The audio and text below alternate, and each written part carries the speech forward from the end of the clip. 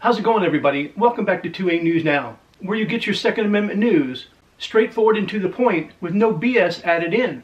Chicago gangs use fraudulent vid money to buy guns and solicit unaliving of people. Illinois has some of the most draconian gun laws in the country. You need a firearms owner's identification card, also known as FOID, before you can possess a gun. There are universal background checks to supposedly prevent transfers to prohibited persons. There's an assault weapons ban, a high-capacity magazine ban. You name it, Illinois has it. Those laws got even worse recently. While lawful, peaceable people are burdened ever more, criminals missed the memo from the Illinois state government. In a Chicago Times story, they chronicled the extent of criminality in relation to free money the feds tossed out of a helicopter to counter the devastating economic impact of government-induced pandemic lockdowns. Millions of dollars of PPP and vid relief funds went to gangs, fueled Chicago's illegal gun market. In Chicago, the price of illegal guns soared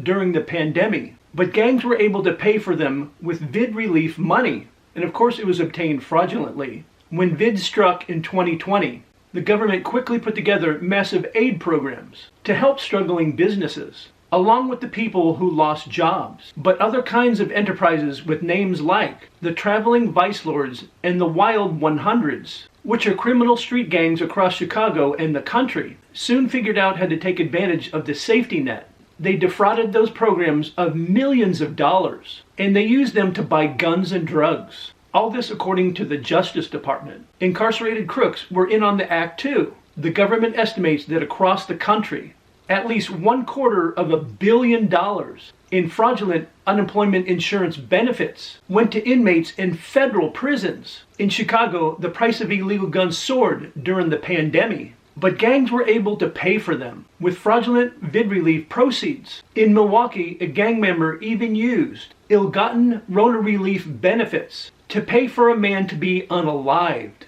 They used the PPP money, loans that in most cases didn't need to be repaid, to buy guns from other gang members, and sometimes employed straw purchasers. Those are people that can legally buy firearms in gun stores and get firearms for them in Illinois and other states. The price of illegally sold Glock handguns, the preferred weapon of choice for Chicago gang members, went up during the pandemic. Street Glocks rose in price from about $700 to more than $1,000, and even more when equipped with an extended magazine and illegal Glock switches that converts the firearm into a machine gun. Crooks committed extensive vid fraud to bilk the public treasury to buy guns. They used straw purchasers, bought extended magazines, and converted their Glocks to machine pistols. Some of the guns were used to unalive people, and the money was used to contract out unaliving.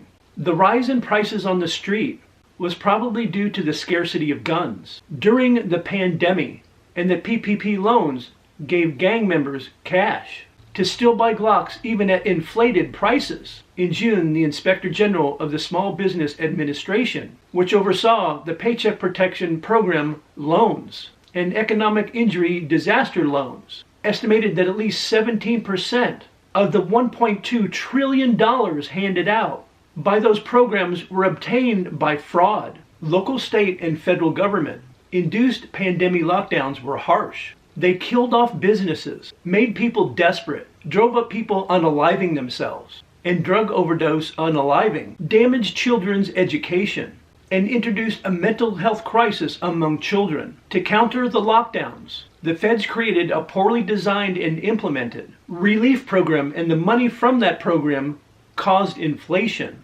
not just at the grocery store, but also in black market gun prices. Our children and grandchildren will be paying a heavy price for this mismanagement for a long time. In Maryland, the U.S. Attorney in Baltimore last month said his office found that about 60% of violent criminals have committed some type of vid fraud. They're in a life of crime. They're repeat offenders who are committing crimes on a regular basis. And now we're essentially giving them public money to fund what they're going to do.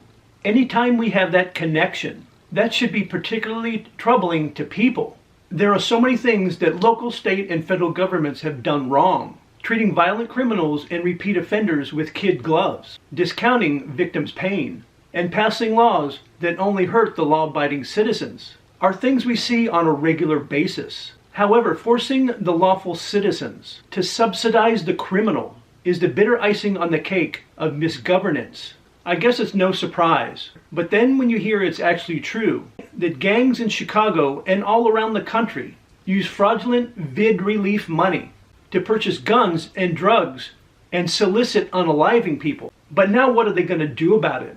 Are they just going to slap them on the wrist like they always do and not have them serve any jail time so they can continue to wreak havoc on the law-abiding citizens in these crime-ridden cities? And of course, most of these cities that this is happening in are Democrat-run cities. Let me know what you think about today's video in the comments section down below.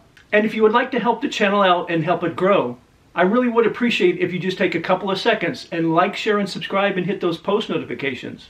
And I invite everybody back to see my next video.